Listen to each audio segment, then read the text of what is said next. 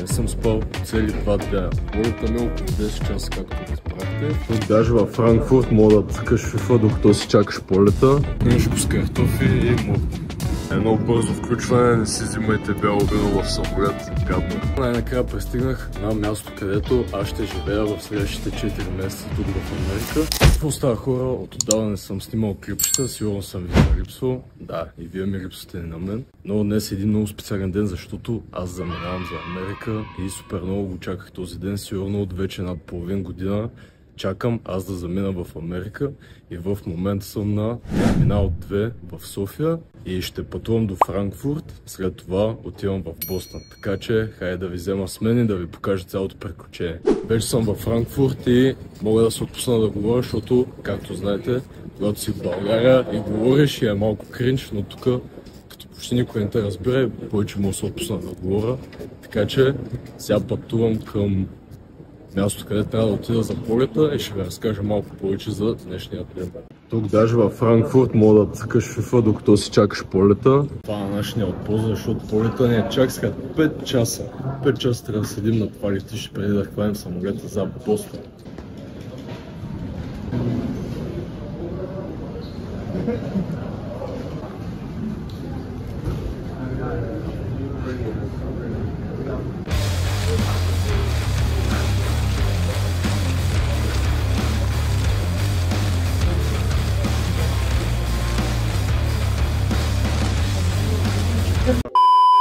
Както виждате, на това летище има какво да се прави, дори ако полетите е след 10 часа, така че е доста забавно и интересно. И ние продължаваме и обещавам съвсем след малко ще ви разкажа за нещата, които ви обещах, защото сега тук сме в тази зона и не можем да излезем, защото е супер интересно. Така че връщам се да играя някакви странни игри. И ако се чуете защо казвам, че ми е супер интересно, пък изглеждам супер умрял, е защото 2 дена не съм спал, за да мога да спа в полета си до Бостън, който е 13 часа. Така че ако изглежда малко по-умрял или заспал или без енергия, да знаете, че не съм спал цели 2 дена. Така че продължавам. Между другото, за втори път излизам в чужбина и вече за втори път ми прави впечатление, че лично аз, когато изляза, съм много по-общителен към останалите. И нито ме е срам да снимам тези видеоклипове, нито да говоря, нито да се запознавам с нови хора. Даже сега на летището се запознах с двама германци, един пич от Ню Йорк, даже се разбрахме да излезем с пича от Ню Йорк, с един индиец, един китаец, много хора. Може би най-правилно да се каже, че когато човек излезе извън държавата си, той става по-свободен и започва да прави нещата много по-леко и без много да го мисли, защото хората не го познават, няма да бъде запомнен зле и подобни други неща. Но сега това не е толкова важно, нека да ви разкажа за днес. Значи аз от онзи ден в 10 часа сутринта не съм лягал. Извинявам се, просто тук ме прекъсна жената, която казва къде са полетите, така че нека си продължа мисълта, а тя беше, че от вчера 10 часа сутринта аз не съм лягал, не от вчера, този ден и вече сигурно стават над 24 часа и всичко това го правя, за да мога да спа в самолета от Франкфурт до Бостън, който ще бъде около 10 часа полет, нещо такова. И сега като пътувах от София до Франкфурт, седалките бяха много тесни, не бяха много тесни, добре бяха, но пак за мен бяха тесни. А доколкото разбрах, тези от Франкфурт до Бостън са още по-тесни, не знам как ще издържа, затова просто искам да съм уморен и да заспа. И така, ценно се телепортирам в Америка. Всичко е измислено, нали така? Другото интересно нещо е, че тук от Франкфурт хващам самолета си в 1 часа на обяд и полета ми е около 10 часа, както разбрахте.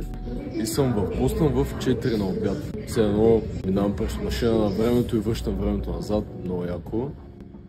Така все едно живея 30 май 2 пъти. Все едно живея в матрицата. Но стига съм ви говорил глупости, ще ви снимам когато сляза от самолета в Бостън и там самата обстановка в Америка, защото и на мен ме е супер интересно. Така че продължай да гледаш.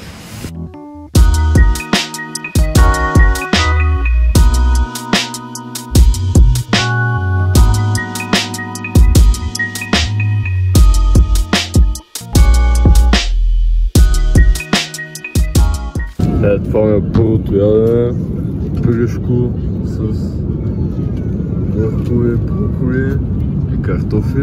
Също така имам десерче, имаме някаква салатка, също така и хлебче. И си взех една пиричка, защото съм магазенци. Ще направя тест, ревю на храната в самолет. Нека да видим. Си дам своето изключително искрено мнение. Пюрешко с картофи и морков.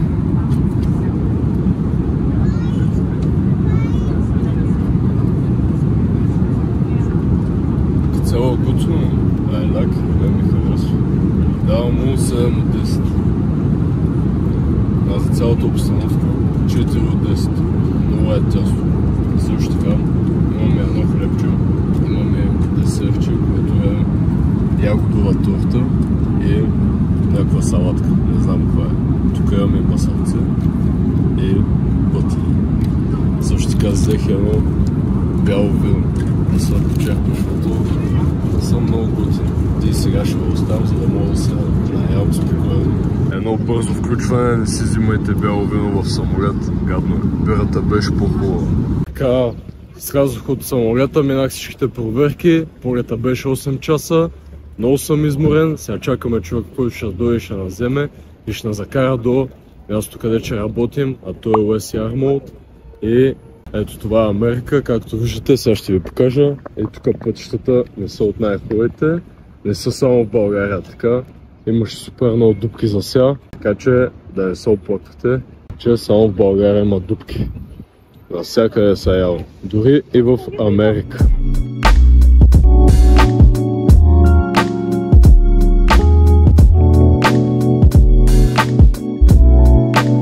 И така хора, най-накрая пристигнах на място, където аз ще живея в следващите 4 месеца тук в Америка. То се води нещо като мотел.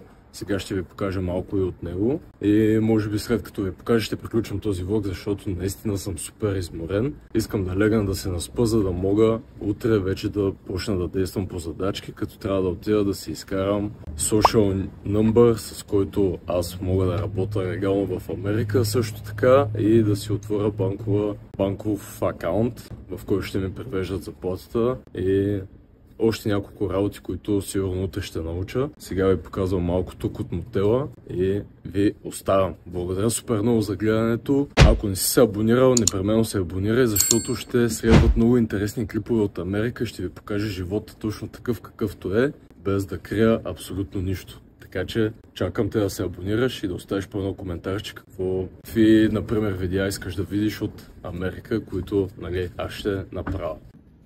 Както обещах, и ето това е мотела, ето тук всеки си има стаечка, като вътре сме по 3-4. Общо взето това представлява. Благодаря ти супер много за гледането и чао!